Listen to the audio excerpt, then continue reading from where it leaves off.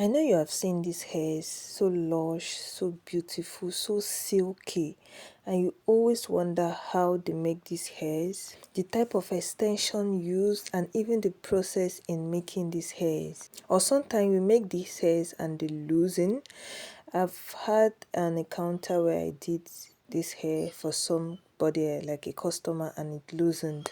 So these are bone straight extension braided wigs that I made for a customer, and I want to show you guys the processes, the extension, and how I made them from scratch. So if this is what you want to learn, please make sure that you watch this video to the end and don't skip a part, because every part is so essential. So this is the extension I'm using and the color, and this extension is called the Bone Straight extension. First things first, I'm using a 360 or a full lace a full lace to make this hair, and is for braided wigs.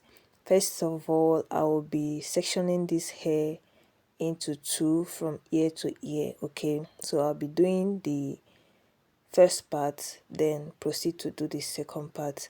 Like I said, I'll be sectioning it from ear to ear, as you can see what I just did now. And after sectioning it, I will be tying one part, which is the front part, and I will also show you how I section the hair little by little. This hair is made very tiny, not like tiny like micro twists, but tiny enough to make it last longer, because if it is bold, it wouldn't last long unless you take other measures like applying super glue on it for it not to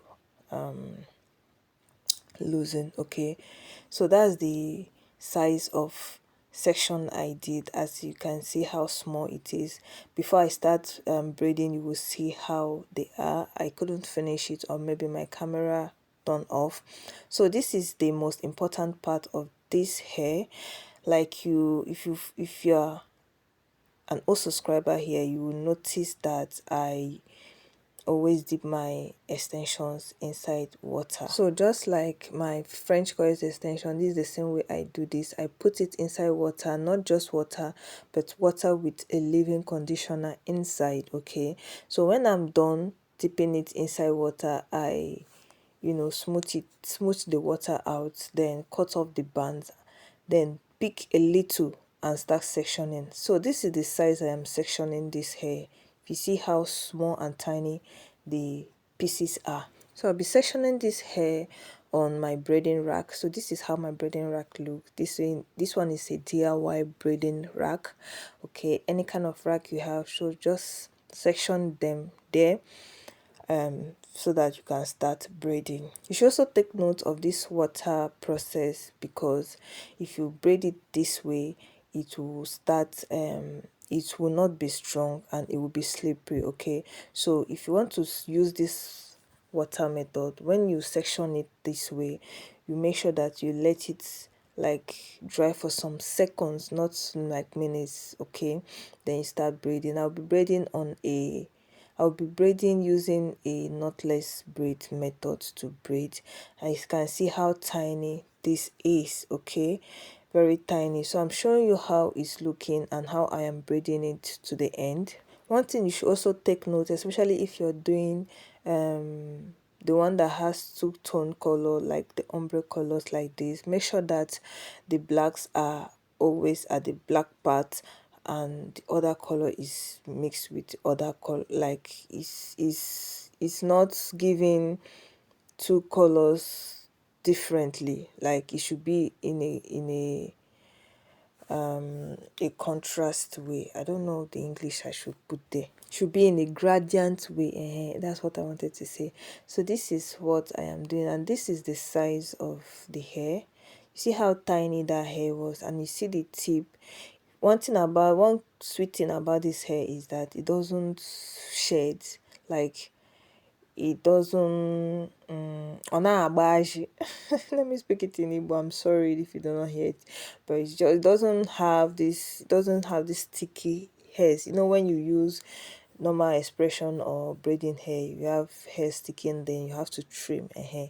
This one hardly have it unless at the tip. Okay, so when you're braiding, your hair must have that stuff at the tip to make sure that it's tight. Okay, and secondly, I don't braid too tight and I don't braid too loose.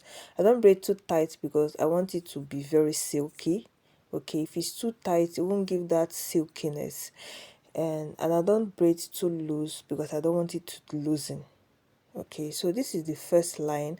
So you can see how many pieces I'm doing on the first line, and you see how tiny it is. So this hair is a very tiny hair. It's a hair that takes time. You have to be patient with the hair. It's not something that you rush, so that you will not spoil the hair and you will not spoil the extension. So this is the first line. I'm done. I am going to the second line. So the pattern with this, the back of the hair, is that I do it in between lines. Okay, I do it in between. What I mean by in between, I do you have to fall in between the other one I did. The first line I did, the second line will fall in between the first line I did. Okay, so that's just how it is.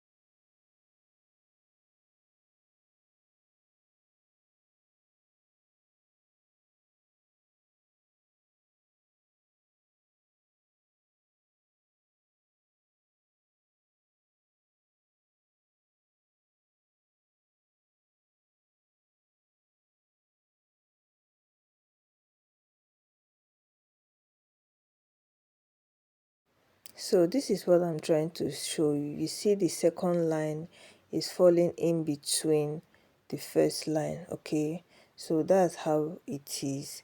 So I'll now proceed to the third line. And the third line too is the same thing. You do it in between till you finish the back. Okay, so this is the back. I am done with the back. This is how it is looking. This is how the back is looking. You see how tiny it is, see how full it is, just the back. I think the back took me 2.5 extensions. No, yeah, 3 extensions. No, don't worry, 2.5 extensions, because at the end of the day I use 5 extensions for this hair. So the back alone is 2.5, and I always do the front 2.5 too, or sometimes I do the back 3, then the front 2. So this is how I section the front. Okay, remember the back we did it in between, but the front will be doing it in one line. And again, another style I use in doing this particular style is hair is that I brushed the front of it. One thing I notice about braided wigs is that if you brush the front, it gives this natural look, and especially when you don't want baby hairs. Okay, it gives this natural look, this beautiful perfect natural looks in the front, and it's always very beautiful. So this is how I am doing the front of the hair. As you can see, it's brushed and I braid it backwards.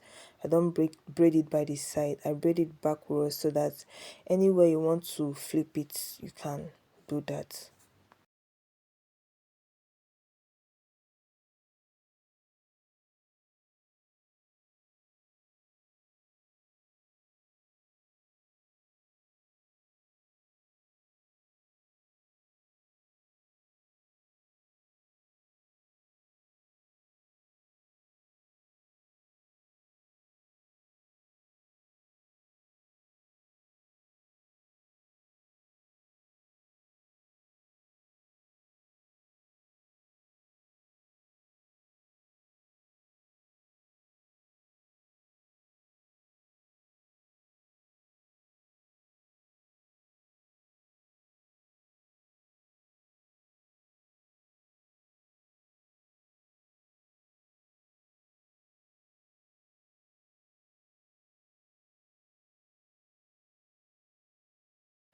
So I try zooming it in so that you see exactly what I'm trying to say or talk about.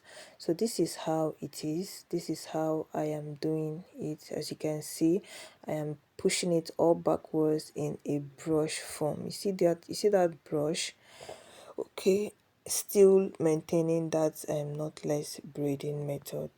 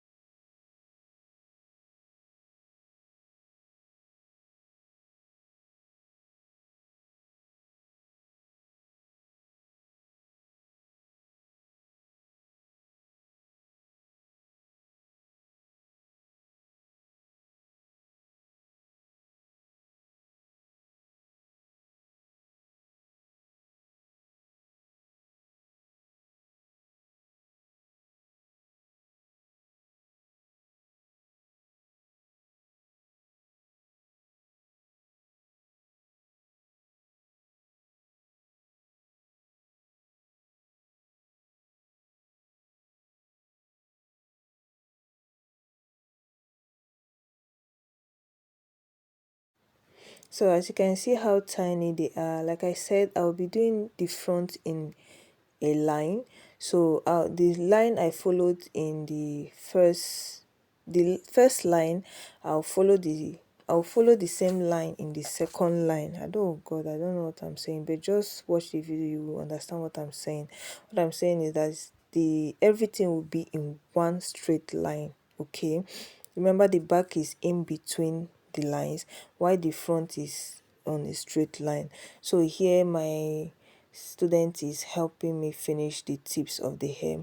Actually, this hair takes us about 5 days to 1 week to finish, depending on how we, busy we are or how we are doing the work.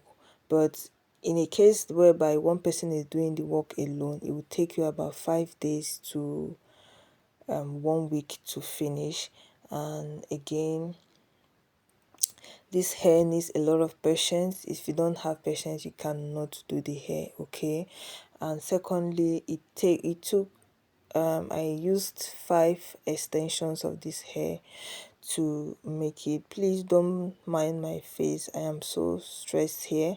So I think this is the second day or the third day, I don't remember, but I just know that I keep working each day. Like as you can see, the lines, okay, I'm walking all of them through one straight line, both the horizontal and vertical, whatever it is. So everything is on a straight line, and that's how beautiful it would look.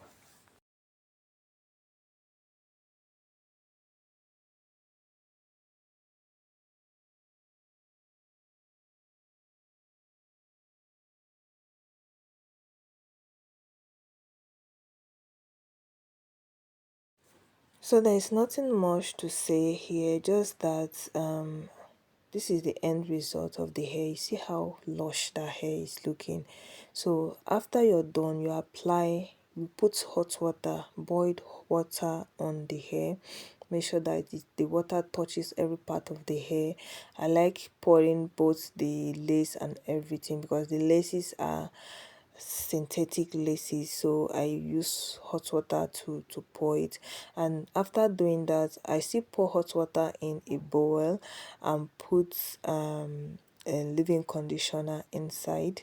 and then dip the hair inside the leave-in conditioner. This is the process you take to do this hair, to give it that silkiness. Okay, so look, this is what I'm doing. I'm sorry that the this thing was not showing, but I'm just trying to dip the hairs, make sure that every part of the hair, especially the tips, are inside that water. So when I'm done, I clean the water off, then trim the tips with scissors. You don't trim, I'm sorry, it was not showing, so I'm sorry, but I'm just trying to explain what I was doing.